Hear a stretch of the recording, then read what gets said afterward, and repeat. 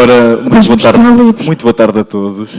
Sejam bem-vindos ao Museu Municipal de Penafiel para esta primeira sessão da tarde da escritaria dedicada ao Miguel Esteves Cardoso, que nos dá a honra de estar aqui presente para assistir à nossa conversa, uma conversa que se pretende que seja também informal, mas ainda assim eu não posso deixar de começar sem deixar alguns agradecimentos, desde logo à escritaria, à organização, na pessoa do Sr. Presidente António de Sousa, a Sra. Vereadora Daniela Oliveira, também ao Comissário Alberto Santos, escritor também, e que muito fez por este evento, por esta iniciativa, ao Tito Couto, por toda a programação magnífica que preparou para este ano. Obrigado a todos, obrigado por nos me permitirem também estar aqui este ano para falar do Miguel Esteves Cardoso. Eu estou em crer que não exagero se disser que, para a maioria dos que integram ou integrarão estas mesas de debates, isto é, em certa medida, não me interpretem mal, um caso de amor. Eu refiro-me, claro, à nossa ligação com o Miguel Esteves Cardoso. É um caso de, e perdoem-me, vou utilizar uma palavra que hoje em dia se calhar é utilizada demasiado, mas acho que é um caso acho que aqui faz sentido. É um caso de verdadeira gratidão. No caso de dívida sentida e assumida pela maioria das pessoas que aqui vão falar, ou certamente por todos, acredito que esse tom estará presente aqui nas várias sessões que acontecerão aqui hoje e amanhã. Eu talvez seja, de todos os que vão estar nestas mesas, o mais novo, e estou aqui um pouco como editor do Miguel, mas também como seu profundo admirador, o que só demonstra inequivocamente que aquilo que todos nós sabemos, isto é, que MEC tem vindo a marcar gerações, eu digo tem vindo de propósito, não digo marcou, não só aquelas de quem era jovem nos anos 80, mas também as subsequentes. Aliás, eu tenho dito, a propósito das reedições recentes dos livros do Miguel, que ele foi o primeiro influenciador do país, mesmo antes de haver influenciadores. E um influenciador a sério. É também sobre isso que vamos falar nesta sessão. E passo a apresentar os protagonistas desta conversa. Carla Quevedo é escritora e comentadora, é autora do livro As Mulheres que Fizeram Roma, 14 Histórias de Poder e Violência, é licenciada em Línguas e Literaturas Modernas e tem um mestrado em Estudos Clássicos, colabora regularmente com a imprensa escrita desde 1998, em meios como o Diário de Notícias, o Independente, entre outros. Foi autora do podcast As Mulheres Não Existem, em conjunto com Matilde Torres Pereira, e integra o programa Irritações da SIC Radical e é cronista do Expresso, onde nos habituámos a lê-la na coluna Vidas Perfeitas. Francisco Mendes da Silva nasceu em 1980 em Viseu, é licenciado em Direito, tendo se especializado em Fiscalidade e, portanto, exerce a sua atividade em torno das chamadas matérias tributárias, fiquei a saber o que eram, assessorando algumas das principais empresas nacionais. Foi militante do CDS-PP durante vários anos, deputado municipal em Viseu, deputado da Assembleia da República. Estamos habituados a vê-lo como comentador em programas de debate político na SIC Notícias, como Sem Moderação ou Antes pelo Contrário. É também cronista no Público. Boa tarde, bem-vindos. Boa tarde. Obrigado por estarem aqui. Vou começar pela Carla. Há uma pergunta, de resto, que eu quero fazer aos dois e que me parece importante por ser simples e importante para começo de conversa, que é: como é que o Miguel Esteves Cardoso entra na vossa vida? Porque ele entra efetivamente na vida de quem o começa a ler. Carla, como é que foi? Foi primeiro como leitora ou foi de outra forma? Primeiro, boa tarde e muito obrigada por me terem convidado para estar aqui. O primeiro contacto foi como leitora na faculdade, claro. Foi um contacto à distância. Um contacto como leitora, não é? Não há outra palavra. Por acaso, curiosamente, ninguém lia o Independente em minha casa, mas na faculdade havia assim um grupinho que lia religiosamente o Independente.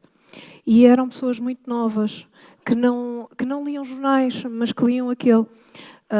E depois, claro, a capa que era imprescindível e que líamos e comentávamos ao telefone com amigas, sobretudo com raparigas, que era engraçado. Havia uma um grupo de leitoras da capa que lia a revista religiosamente e que comentava com avidez.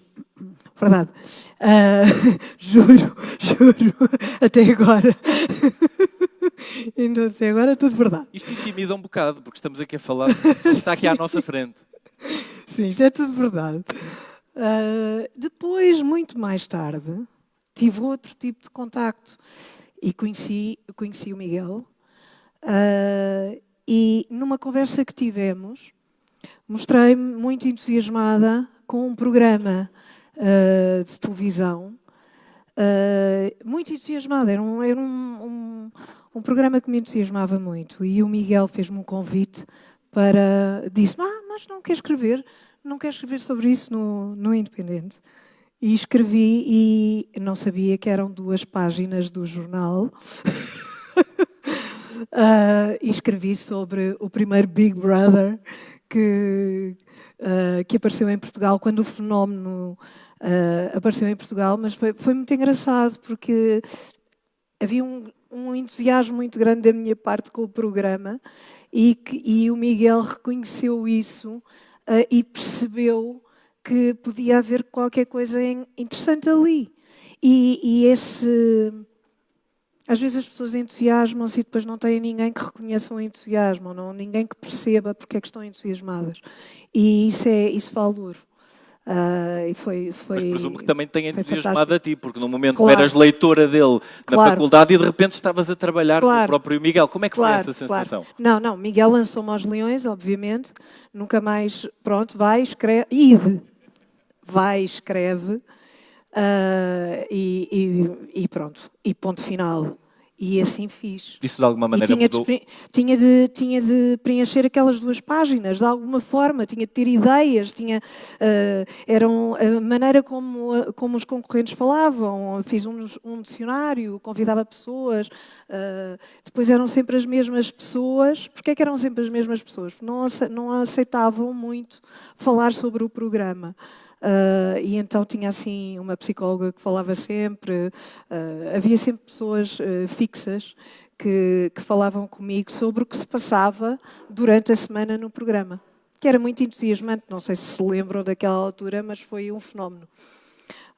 Toda a gente fui completamente largada, fui largada, nunca mais, ainda tentei uma vez falar? Não. Vai trabalhar. Isso é muito bom. Isso de alguma maneira mudou a tua vida, transformou o teu percurso? Essa oportunidade, imagino que é evidente que não é? eu penso que sim, que foi importantíssimo, não é? Foi crucial.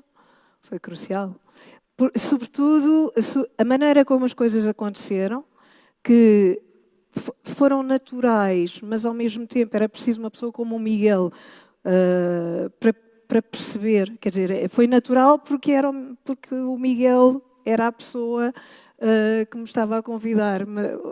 É difícil explicar isto, se calhar estou a atrapalhar-me. Mas pronto.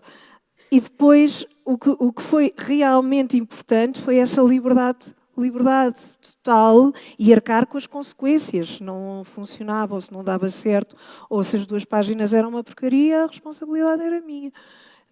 E isso foi muito bom, foi ótimo, foi excelente. Divertido também. O que eu acho que é impressionante é que o Miguel não apadrinhou só pessoas com as quais contactou diretamente. Não é? E agora passo para o Francisco, que de resto conheceu o Miguel ali há pouco, mas já o conhecia de outra forma, como todos nós. Aliás, Francisco, tu és da primeira geração da internet, mas também és formado pela imprensa. Na escola, li que escrevias no jornal da escola sobre música. Foi porque lias o Independente e já eras influenciado pelo Miguel? Foi assim que ele entrou na tua vida?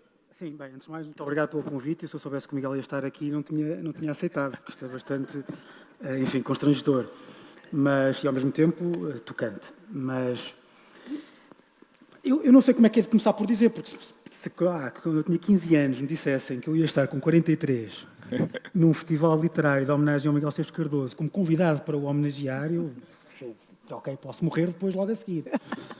Porque é de facto bastante...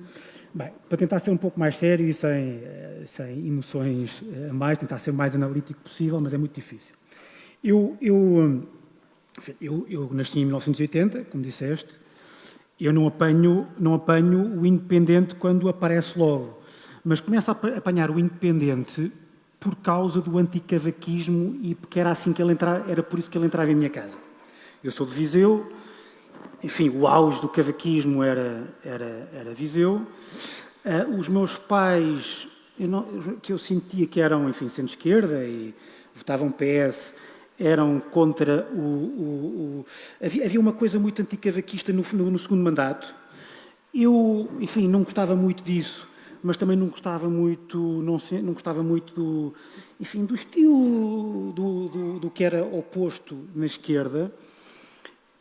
E o Independente, lembro do Independente aparecer, eu não lia propriamente o Independente, mas via o Miguel na televisão, ouvia o Paulo Portas na televisão, e tudo aquilo me parecia rock and roll, ao mesmo tempo que eu ia descobrindo, ia fazendo as minhas descobertas culturais, a música, por exemplo. Eu digo isto muitas vezes, porque às vezes perguntam, mas como é que tu, um tipo conservador, e depois gostas tanto de música mais radical e etc. Eu disse, quando eu comecei a aprender as duas coisas, as coisas pareciam-me um contínuo. Porque ouvir o grunge ou a música inglesa do início dos anos 90 era um bocado como, era quase a mesma coisa de ouvir aqueles miúdos, o Portas e o Mac, e depois abriu o Independente e estava o Vasco Polivalente e etc. E aquilo era uma coisa que me parecia a mim que era completamente diferente da sensaboria e do cinzentismo da cultura portuguesa da altura. E de facto, e depois comecei e depois lia aquilo tudo e começava a absorver as referências. E toda a minha adolescência foi uma construção de uma personalidade que eu hoje sinto que é muito influenciada por aquilo, ou pelo Miguel, ou por aquilo que o Miguel trouxe para Portugal. Eu lembro-me de estar na faculdade, já na segunda vida do Independente com o Miguel. No outro dia, há pouco, até ao almoço, estava a falar com a minha mulher a lembrar-nos disso, que já namorávamos na faculdade. E no liceu, aliás.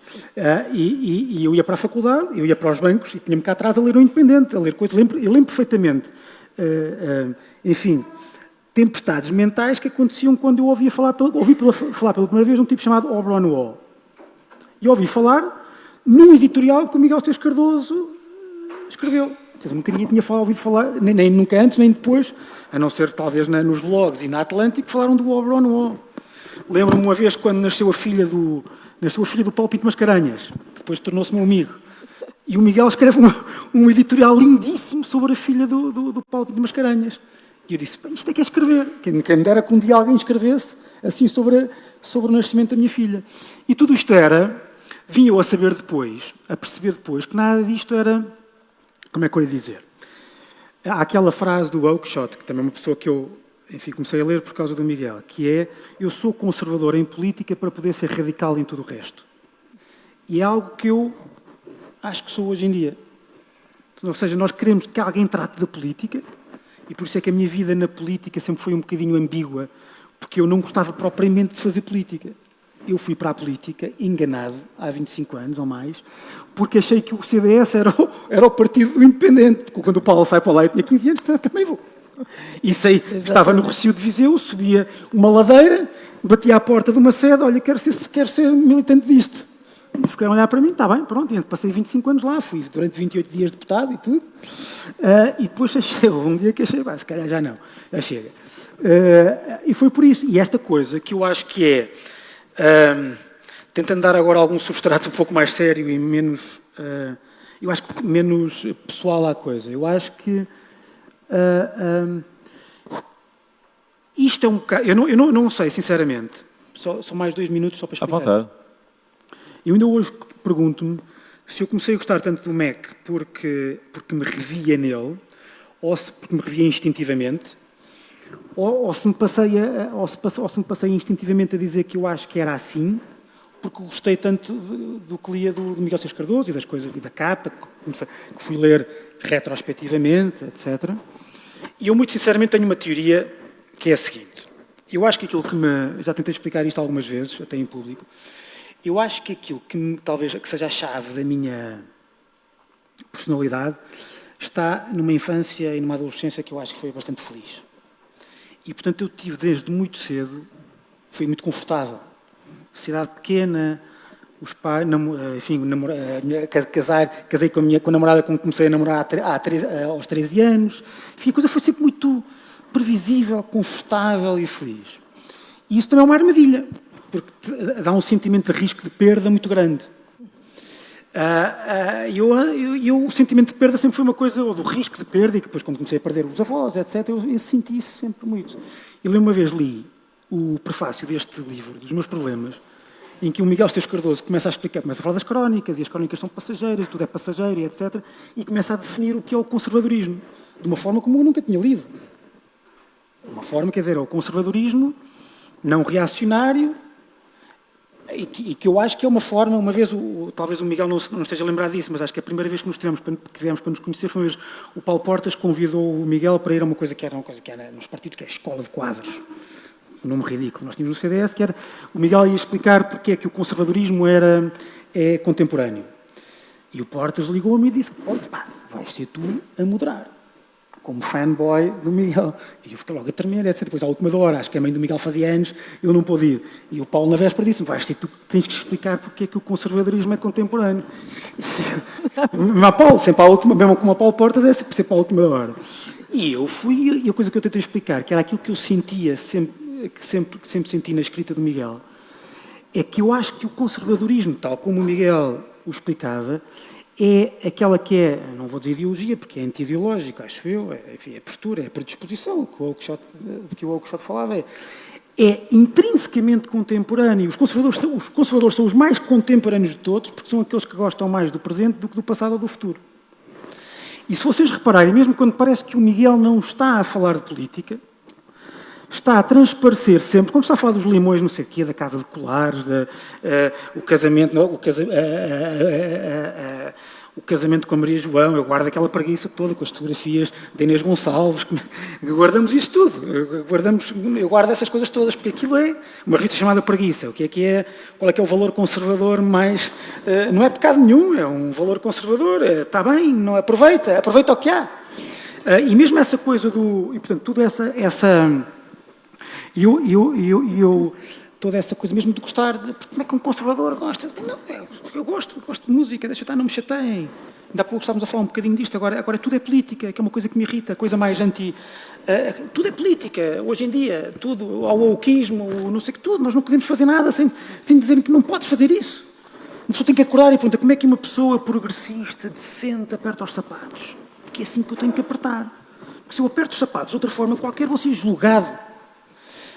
E eu isso, enfim, acho que já me estou a alongar mais, podemos falar um bocadinho mais sobre isso, mas eu quis dizer como é que eu cheguei lá e como é que depois eu fui, ainda hoje,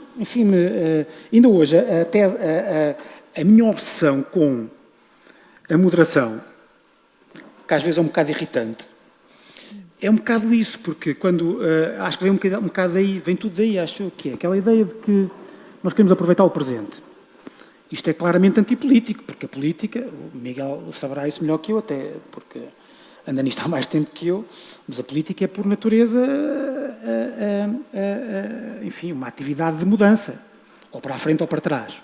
E nós não gostamos, só gostamos de mudar quando a coisa for, não há outra hipótese, não é? Não há outra hipótese.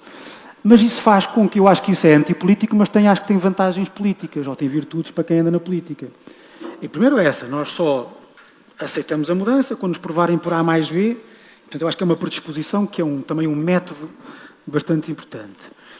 E, para além disso, como nós gostamos, acho que somos tendencialmente moderados e pluralistas.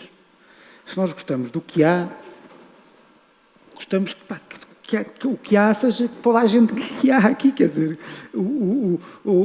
a moderação, o pluralismo, a democracia, esta coisa da ordem espontânea, que é muito liberal, também é muito conservadora, conservadora liberal à inglesa. Nós preferimos a ordem espontânea do que a ordem imposta, porque a ordem imposta, como nós sabemos, qualquer ditadura, mais tarde ou mais cedo, vai descambar em desordem. E, portanto, quem gosta da ordem espontânea, como os conservadores, há Miguel Esteves Cardoso, há de gostar do pluralismo, da mudança paulatina, da democracia, do consensualismo, da moderação e disso tudo. E, portanto, eu sempre tentei, apesar de eu nunca ter visto propriamente o Miguel como um pensador político, sempre tentei usar na política a predisposição ao que aprendi dele, ou que percebi que tinha lendo a ele. Francisco, eu acho esse lado muito interessante do testemunho pessoal e podemos voltar a ele sempre que quiser. Quiseste começar. Sem dúvida, acho isso muito interessante. Agora podemos fazer uma Já teoria política sobre Vamos já avançar. Mas a dado momento tu disseste uma coisa que foi aquilo que o Miguel trouxe para Portugal. E de facto, nós todos sabemos, podíamos falar das referências musicais, por exemplo, mas a Carla, por ter trabalhado perto com o Miguel, eu queria abordar outra questão, a questão da escrita. Porque o Miguel também inovou completamente e continua a ser uma figura que aparece a escrever de outra forma. Exatamente. Era assim que toda a gente via aquele furacão que aparece ali na imprensa portuguesa, Carla? Não sei responder exatamente a essa pergunta, mas... Do teu ponto de vista, claro, coloquemos as coisas assim. O que eu sei é que em minha casa não havia alguns jornais, não havia o Independente, eu é que o comprava. E talvez o Independente fosse mais para uma geração mais nova. Okay. E isso tem que ver com a maneira como era escrito. Tem que ver não só com os temas, não só com a forma, com as primeiras páginas, não só com o anticavaquismo, como diz o Francisco, não só com a parte política, mas também a maneira como era escrito. Era claro, é uma escrita clara, que se percebia, que não era aborrecida, que não era hermética, que não era, enfim, na altura ao Expresso, representava um bocadinho isso. Mas lá está, eu não me lembro, é possível que houvesse jornais em casa dos meus avós, na casa dos meus pais, não havia. De facto, era eu que os comprava e que comprava precisamente o Independente. Portanto, não... É evidente que essa forma de escrever foi revolucionária, é claro que sim. Mas subtilmente, porque não era imposto, era simplesmente apresentado como tal, era assim. Isso pode ter custado muitas críticas ao Miguel, não sei, mas do que eu me lembro, na altura, nós líamos e gostávamos e percebíamos o que estávamos a ler. Ou achávamos que percebíamos, pronto, mas era claro para nós. E isso era muito importante. Isso era o mais importante de tudo. Também eras daqueles que liam primeiro a crónica do Miguel e ias ao caderno 3? Claro, primeiro, óbvio. Claro. Óbvio. Sempre, mas alguém que não começasse pelo Miguel. A parte da política, na verdade, não é aquela que eu recordo mais. Não é a que está mais presente na minha memória. E também depois, claro, a revista Capa, que sim, influenciou muitíssimo. Quer dizer, era não só era lido, como era discutido. Os artigos, nós falávamos sobre os artigos, discutíamos os artigos. Coisa que não tínhamos feito até, e quando digo nós, digo o grupo de amigos daquela idade, que andávamos na faculdade. Isso foi importante, foi importantíssimo. Era uma publicação que se dirigia a nós. Era identitário. Àquela que nós podíamos ler. Podia não ser dirigida a nós propositadamente, mas nós dizíamos qualquer coisa. E vocês gostavam de dizer... Eu digo isto porque ainda há uns tempos... Não era publicitado. Não era publicitado, não era uma coisa... Não era bom dizer, veio a capa, adoro ler a capa. Não era toda a gente, era um grupo de pessoas que tinha aquele hábito. E depois a revista não saía sempre no mesmo dia, ainda há pouco falávamos sobre isso ao almoço. Era mensal, mas não saía no mesmo dia... Exato. E estávamos sempre ali. Será que é desta? Havia um suspense. Já está a capa. Isso eu lembro-me perfeitamente de acontecer. E era muito bom. Era muito bom. Acontece com alguma publicação hoje em dia? Não sei. Provavelmente não. Francisco, tu chegaste a estas publicações, como disseste mais tarde, foste procurar as revistas capas, comprá-las no... Sim, tenho algumas, as preguiças guardei-as ainda desde essa altura, claro, mas para mim era perfeitamente identitário. Eu entrar à sexta-feira na Faculdade de Direito da Universidade de Coimbra com o Independente e com o Spectator, à vista. Para que se visse? Eu era Para que toda a gente visse, é evidente. Não. Claro, Eu era a Vogue. Eu só levava eu ia com o Independente e com o Spectator, que chegava a Coimbra 15 dias depois. 15 dias depois. Mas era muito sobre a escrita. Eu acho que quer dizer, a ideia que eu tenho, eu não acho que não tenho idade suficiente para ser tonitruante nestas coisas e definitivo. Mas eu acho que foi revolucionário. O contraste que eu sentia entre aquilo que aprendia nas aulas de português, a literatura portuguesa, que para mim era chata, e aquilo que eu lia no Independente, eu gosto muito de ler, mas eu comecei a ler, eu acho que os meus hábitos de leitura e começar a querer comprar livros foi muito tarde na vida, foi tarde para a maior parte das pessoas que gostam de ler. Nos 18, 19 anos, foi quando comecei a ler o Independente mesmo. E a escrita foi obviamente revolucionária. Eu ainda hoje, e há coisas que eu sei que... E digo isto, quer dizer, peço imensa desculpa por não estar a ser analítico num festival literário, mas para estar a ser mais admirador. Ainda hoje, quando escrevo, quer para os jornais, quer na profissão, que eu escrevo muito, faço muito contencioso tributário, e é preciso ser muito claro, ao contrário do que as pessoas pensam. Os advogados às vezes são muito gongóricos. Quer dizer, ninguém ganha nada sendo gongórico e rebuscado. A escrita jurídica tem que ser uma escrita clara. E, portanto, frases curtas, nada de gongorismos. E ainda hoje, eu, por exemplo, se vou fazer uma citação, se vou fazer uma citação, uma coisa é citar numa peça jurídica. Agora, eu estou a escrever um artigo para o jornal e sinto que gostava de citar alguém, mas se a citação não tem nada a ver com aquilo, eu penso, o Miguel Esteves Cardoso se lesse isto, gozava comigo. E, portanto, eu ainda hoje penso nisso, frases curtas. Se a frase é maior do que eu acho que está muito longa, ainda hoje as regras que eu tenho são regras que me auto-impus, porque era assim que o Miguel Esteves Cardoso escrevia. Claro. Mesmo não chegando lá. Sim. Mas ainda hoje tenho essas regras, que é uma forma, eu digo muitas vezes que o Independente, para a minha geração, foi uma espécie de Waterloo. Foi a forma como a anglofilia venceu a francofilia em Portugal. As frases gongóricas, aquele sentimentalismo bacoco da literatura portuguesa e dos jornais, o Expresso. Aliás, quer dizer, a forma como... É verdade que o Independente acho que nunca vendeu mais que o Expresso em nenhuma... É verdade, não é? Em nenhuma semana vendeu mais que o Expresso. Mas o Independente ganhou a batalha cultural. Porque hoje todos os jornais quiseram ser como o Independente é.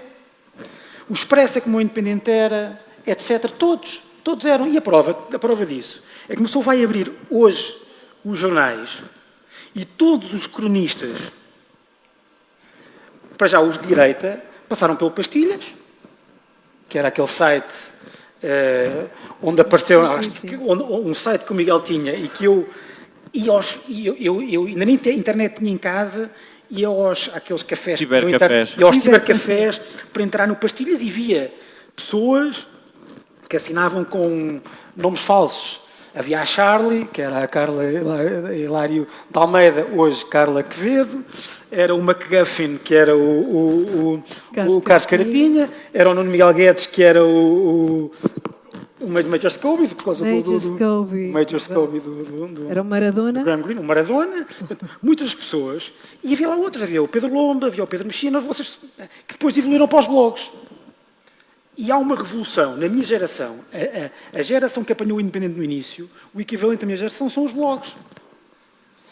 Em que irrompe no mundo da opinião portuguesa uma geração que é a primeira geração anglófila, a primeira geração que não tem vergonha de ser de direita, porque é de uma direita que é tão anti-esquerda como anti-salazarista, que escreve muito melhor do que a esquerda que estava e que obrigou a própria esquerda a escrever melhor. Porque também aparecem pessoas novas da esquerda a escrever, como o Daniel Oliveira, etc. E todas com um estilo que foi trazido pelo Independente. frases curtas, frases claras, saber escrever, como o Orwell dizia, clareza, nós estamos a escrever para as pessoas, não estamos a escrever para os nossos amigos, estamos a escrever para ser percebidos. E eu ainda hoje, por exemplo, eu gosto de começar os textos, nem sempre consigo com frases curtas. Ainda hoje, olá Bárbara, tudo bem? Ainda hoje, um início de uma peça jornalística que eu entendo como perfeita é da entrevista do Miguel e do Paulo ao Álvaro Cunhal, que começava assim: éramos 3 conservadores à mesa. Porque agarra-nos logo, tem a ver com o que vão dizer, e é uma frase, se fosse um jornal qualquer era: Álvaro Cunhal nasceu, não sei o quê, formou-se, Boring. mas não era. Era contraintuitiva, super, enfim, agarrava-nos. Éramos 3 conservadores à mesa. E, de facto, conseguiram... E depois houve uma parte... eu lembro que eu li essa entrevista a primeira vez numa revista dos 10 anos do Independente, que tinha o Churchill a fazer o V de Vitória. E guardei aquilo, acho que ainda tenho aquilo, está em casa dos meus pais. E eu lia aquilo. Tinha entrevistas que eu não tinha apanhado quando era miúdo. E tinha essa do Álvaro Cunhal. Eu li aquilo milhões de vezes. E eles a tentarem explicar, mas o Dr. Cunhal foi um conservador. Claro que sim. E eu acho que muitas vezes até, igual muitas coisas, aliás, o Miguel tem muitos, aliás, aqui neste que saiu agora, neste livro recente, quer dizer, há uma afeição à figura do Álvaro Cunhal que tem a ver acho que tem a ver com valores conservadores, de decência, de inteligência, ainda por exemplo, há uma coisa que eu lembro muito, aqui há uns anos, lembrei muito dessa entrevista, quando uma vez perguntaram ao Jerónimo de Sousa porque é que ele, ao contrário de outros deputados de esquerda, ia sempre, ou nas cerimónias, ia sempre de gravata. Isso era por causa do conservadorismo dele, cerimonioso. Não. É porque se está toda a gente de gravata, eu não gosto de me distinguir. Vou de gravata, vai toda a gente de gravata, eu vou de gravata. Porque não quero aqui... Ou seja, era uma bicada àquela esquerda, bloco de esquerda, que gosta de espalhafato. Vou mostrar que sou super radical. Ele dizia, não. Aqui nós somos todos iguais, é este o cerimonial, e eu lembrava-me dessas coisas. E nós sabemos que mesmo em Portugal, há muita gente conservadora que se dá... Quando nós vemos, por exemplo, os debates do Jaime Nogueira Pinto com o Pedro Tadeu. Com o Pedro Tadeu, ou antes com o Ruben de Carvalho. Havia 2 tipos de conservadorismo, se quiserem, que se entendiam e que era muito mais de predisposição, uma coisa que eu aprendi com o Miguel, do que propriamente político. Carla, o Francisco estava a falar da escrita do Independente, a questão das frases curtas. Eu tenho muita curiosidade em saber como é que era o ambiente na redação, mas queria te perguntar uma coisa em concreto. Foste escrever para o Independente, havia um livro de estilo, havia uma maneira de escrever, ou eram os mestres que passavam essa... Havia algum tipo de indicação? Não me lembro de nada disso. Lembro-me. Eu nem me lembro da rua. Eu lembro-me do sítio. Não me lembro exatamente onde é que era, mas lembro-me do edifício, lembro-me da redação. Não me lembro onde era. Era no Saldanha? Por cima do Cinebouço. É estranhíssimo. Todo um programa. Eu lembro-me dentro do edifício e não me lembro da rua. É muito esquisito. Mas pronto, não interessa. Mas eu ia à redação escrever os textos e escrevia-os na redação. Como é que era essa redação? Era uma redação normalíssima. Normal? Sei. Há uma mitificação, por isso é que eu pergunto. Eu depois disso não tive mais experiência em redações. Não sei se foi... Não sei se foi por acaso ou não. Não tive mais experiência. Quer dizer, tive no Diário de Notícias, tive também na redação, mas no Independente... Enfim, escrevia os textos, não me lembro de um livro de estilo. Lembro-me, sim, de um copywriter, um copydesk exigentíssimo, com quem eu tive uma vez uma grande zanga, porque me acrescentou uma frase no texto.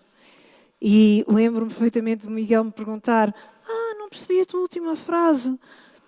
E eu fui reler o texto. Não, mas esta frase não é minha. eu não escrevi esta frase e tinha sido o copy com quem eu tinha uma diferença ideológica, percebi nessa altura, grande, enorme, e que acrescentou uma frase que contradizia todo o sentido do texto. Mas não, quer dizer, ele saberia se havia um livro de estilo ou não, com certeza haveria, claro. Mas ele foi um bocadinho mais além. Na altura tivemos uma grande discussão. Eu fui lá ao gabinetezinho dele, ele saiu, veio atrás de mim. Ficámos os dois muito amoados um com o outro. Ele tinha mais 50 anos do que eu, provavelmente, não sei, na altura eu era uma miúda, e fiquei furiosa com aquilo. E depois, passado umas semanas, ele veio ter comigo e disse-me: Carla, se calhar podia ser revisora porque escreve a palavra bebé corretamente. E foi assim que as coisas ficaram apaziguadas. Mas, enfim, quanto a essa pergunta sobre o manual e o livro de estilo, havia naquela altura duas coisas muito importantes no jornal, que são cruciais no jornal. Havia editores, e lembro-me de ter um editor muito paciente e fantástico na altura. Havia editores e havia copydesk. E hoje em dia os jornais não têm bem a figura do editor ou não têm bem a figura do copy, ou são os dois a mesma coisa e são só copy. Às vezes é uma diferença que faz diferença. Mas quando começas a trabalhar, não sentiste nenhum, era isso que eu gostava de saber, nenhum tipo de motivação especial para escrever daquela maneira, encarnar, vestir aquela camisola e aquela cultura? Não, eu estava em pânico, então eu não sabia nada, do que é que ia fazer. Não fazia a menor ideia, eu tinha 2 páginas para preencher e tenho prazos, e tenho de ter ideias, e tenho de estar à altura do convite que me foi feito. Aquilo não foi nada fácil. Mas foi muitíssimo divertido ao mesmo tempo. E ao longo da vida... Divertido porquê? Para já muito divertido, porque o tema era divertidíssimo, não era? Era escrever sobre aquele reality show. Depois aconteceram, o meu preferido, o meu concorrente preferido, que era o Marco. Depois tem aquela tristíssima ideia de dar o pontapé. O Marco tem aquela tristíssima ideia dar o pontapé. Que horror! Que foi capa do Independente nessa altura, que foi maravilhoso. Nessa altura, as 2 páginas foram assaltadas, que é uma coisa que eu não perdoo. Amanhã vai aqui estar o Pedro Buxeri. O Pedro Buxeri e o Domingos Amaral e aquele grupinho assambarcou completamente, assaltaram as 2 páginas e eu fiquei com um espaço com um textinho minúsculo. Fiquei furiosa com aquilo, mas não podia fazer nada. Às tantas só queria mudar o texto e só me dizia: não tens autorização do editor. Na altura, do editor Miguel, não tinha nada a ver com isto. E pronto, e foi muito divertido por causa disso, não é? Porque aconteciam coisas, estavam sempre a acontecer coisas. Era interessante, era diferente. Hoje em dia estamos todos em casa, mandar WhatsApp é uma chatice. Redações à distância. Ali as coisas aconteciam, depois o que acontecia na televisão tinha importância. Hoje em dia também tem importância, também eu percebo que tem, mas não era a mesma coisa. Vamos dar um salto até aos dias de hoje. O Francisco tem ali em cima o livro mais recente do Miguel, que curiosamente reúne crónicas do Independente que não tinham sido compiladas em livro. Francisco, portanto, tu continuaste sempre a ler o MEC, sempre com o mesmo espanto, sempre com a mesma... O Miguel tem essa capacidade de nos surpreender pelas temáticas diárias que são completamente diferentes umas das outras, de uns dias para os outros, mas sempre a produzir o mesmo efeito em ti.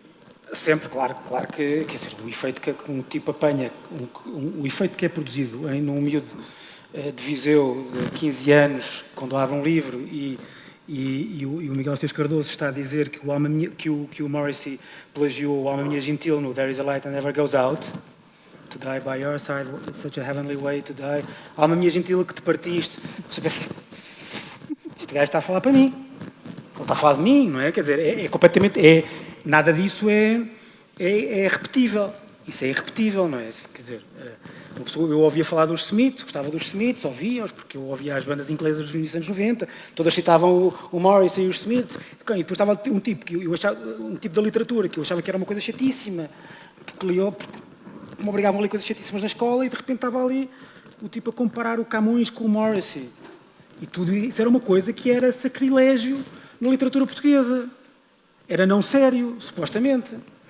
Isso é, agora, hoje em dia, é evidente, reparem, que nós hoje temos... Hoje escrevem no mesmo jornal. Só dizer as coisas assim... Posso só interromper-te? É para ver como os jornais estão. Posso, É para ver como os jornais estão. Francisco, sim. Posso só interromper-te? O primeiro prémio dado ao Miguel foi há relativamente... Foi agora, tempo, com este livro? Pronto, por causa deste livro, sim, por crónicas escritas há 30 anos. Porquê é que isso aconteceu, Carla? Como é que é possível? Estão aqui cabeças pensantes... Já foi dado. Eu pergunto-vos, estão aqui cabeças pensantes do meio literário. Como é que uma figura que transformou a escrita em Portugal, que nos pôs a pensar de outra forma, a ver outras coisas, só foi reconhecida desta forma, porque era reconhecida de muitas outras formas, tantos anos depois? Como é que eu acho que pode ter a ver com aquilo que eu ia dizer. Que é, o Miguel não capta o ar do tempo, mas não o ar do tempo ao qual as pessoas estão atentas sempre. Nós hoje abrimos o jornal. Eu hoje sei,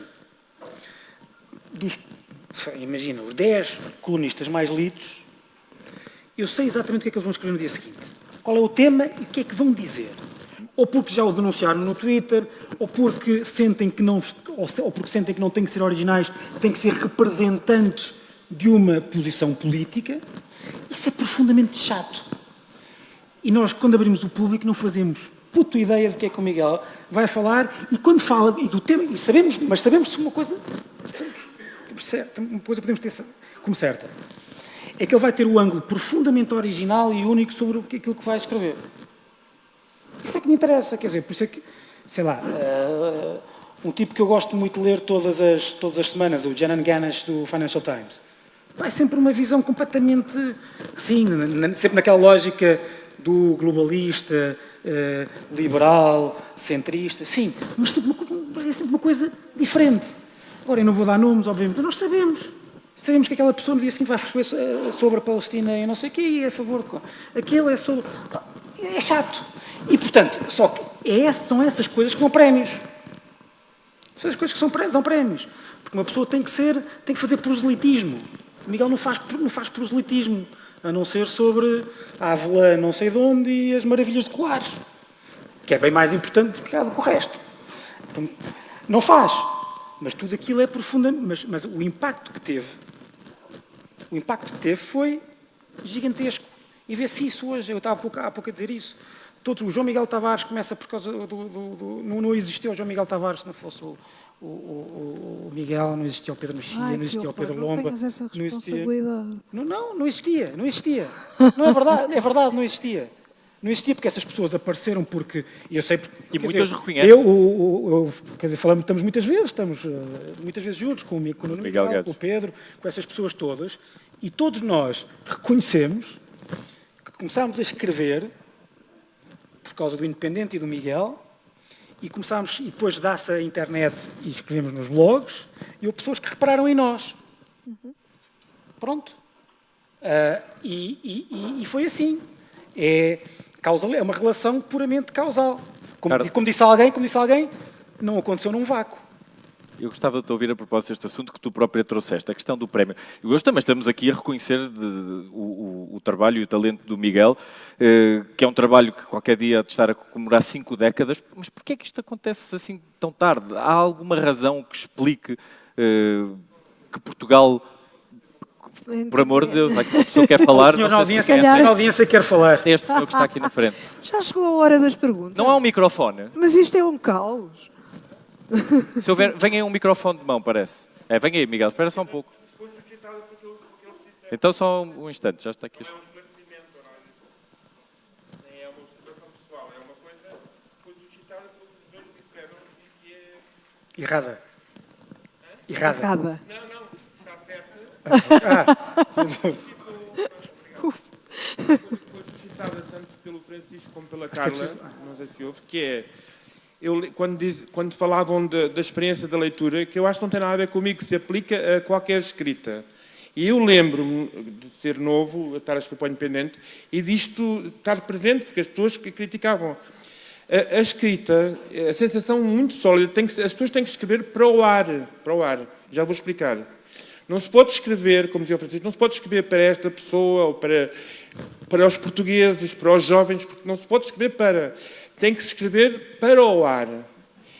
Porque o que acontece depois é que, passado 40 anos, ou whatever, ou passado uma semana, os leitores, é que são pessoas especiais. E os especiais vão apanhar aquilo que é para eles. Ou seja, cada pessoa, depois, a pessoa escreve para o ar, para o nada. Ajuda certas coisas, como quer escrever uma coisa que daqui a 100 anos também seja perceptível, ou de 200 anos. Por exemplo, bati com o punho na mesa e disse, vou beber mais vinho, ou bebe tu também. Pessoas, daqui a 500 anos as pessoas, sim, percebo perfeitamente, bati com o punho. E não falar de coisas de agora, ou de coisas que, passado 5 anos, já ninguém se lembra das referências. Portanto, deve-se escrever para o ar. Pode ser daqui a 100, pode ser daqui a 50, pode ser daqui a 5 minutos, e do ar é que as pessoas, os leitores é que têm valor. Escrever, porque os leitores de valor vão lá buscar o que eles foram buscar. O mérito não está de quem escreve. Escrever para o ar é uma estratégia boa para qualquer escritor. A clareza é também para escrever para o ar, que era para ser claro para quem vai depois apanhar. Mas há uma segunda parte, também foi suscitada porque eles disseram, que é também para arranjar o tema para escrever, faz medo ao princípio, mas uma pessoa vive, deixar que os temas deixam do ar, não nunca dos jornais ou do que as pessoas falam, não sei o quê, mas a angústia, não tem tema, isso é horrível, não é? Não tenho, e de repente desce qualquer coisa do ar, às vezes uma coisa posta por outra pessoa assim, descer do ar, já assim, e ter a coragem de dizer, pronto, saiu do ar, foi um pintelho, um termoço, é o termoço que vai. Portanto, eu não estou a falar de uma coisa divina ou outra de resto. Uma pessoa está ali, faz de caneta na mão, à espera, então. E depois desce qualquer coisa, desce sempre. Desce sempre qualquer coisa. Pode ser uma coisa horrível. Pronto, olha, calhou. Não é? Vou escrever sobre este pano. Não tem interesse nenhum. Mas uma pessoa não sabe, porque há alguém que se interessa por chinelos. Uma pessoa, olha, chinelos, pronto. Uma pessoa, e atira o chinelo para o ar, mas não falar dos chinelos da moda, não sei o quê. Atira o chinelo, e quase sempre, passado 15 anos ou 20 anos, aquela coisa sobre chinelos mudou a minha vida. Porque a pessoa vai buscar aquilo que é atirado para o ar, não é para o agora, não é para esta pessoa, não é nada. É isso que eu compreendi graças a vocês agora. Obrigado, Miguel. Sim.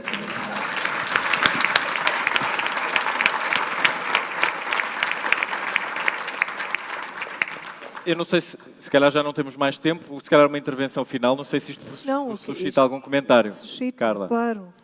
Claro que sim. Isto vai um bocado ao encontro do que estavas a dizer. Hoje em dia, os colunistas não escrevem definitivamente para o ar, têm um público muito definido e têm...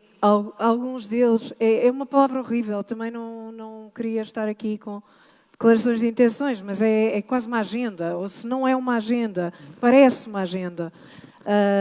E essas coisas são facilmente identificável e é facilmente premiável, lá está, premiável no sentido de se poder atribuir um prémio ou alguma coisa, porque aquela pessoa cumpriu aquilo que lhe era exigido, ou que ele achava que era exigido, que era falar para aquele público de uma forma que aquele público percebesse ou que fosse ao encontro das expectativas que esse público tem.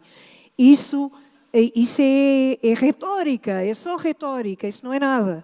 Isso é outra coisa, não tem nada a ver com o que o Miguel faz todos os dias no público e que fez toda a vida dele e que faz todos os dias no público, que acompanho sempre, e não é nada disso. E ótimo, e ainda bem, e fantástico. É praticamente a única pessoa que eu leio. Leio também o Miguel Taman, que faz uma coisa que é completamente contrária a tudo, que é numerar as suas crónicas. Ele já vai no Plano Nacional de Leitura número 53, que é uma coisa que não se faz. O título e depois 1, 2, depois 3, depois 4. Enfim. Francisco. Enfim, posso terminar comentando o que o Miguel disse, ou tentando, que é... para mim, que sou obrigado a escrever sobre política, porque estou numa coluna política, é um bocado... De facto, é bastante constrangedor às vezes. Achar que nós não estamos a tirar as coisas para o ar. Porque, ou melhor, e quando atiramos, as pessoas encaixam-nas sempre onde querem encaixar. Estão sempre a achar que eu tenho uma agenda política. Esta semana escrevi sobre a declaração do Guterres na ONU. Acho que foi aquilo que me pareceu. Não acho que ele foi infeliz. Se calhar não devia ter foi mau speechwriting. Se calhar não devia ter dito aquilo daquela forma. As duas preocupações que ele teve ali, acho que podiam ter sido escritas melhor. Ok. Muita gente no Twitter disse, lá está a direita a querer matar já o candidato presidencial. Eu não quero matar ninguém, eu escrevi aquilo. Aliás, foi aquela coisa, foi o tema que ali apareceu, como tenho outra vida, para além de escrever nos jornais, foi a primeira coisa que me pareceu que eu só podia escrever. Está feito, tenho um prazo. E depois as pessoas têm todas uma interpretação sobre... É essa aí, que quando eu escrevo qualquer coisa sobre a direita ou a esquerda, estás a fazer o caminho para, não sei o quê, o PSD. Não, eu estou a fazer o caminho para longe da política, o mais longe possível.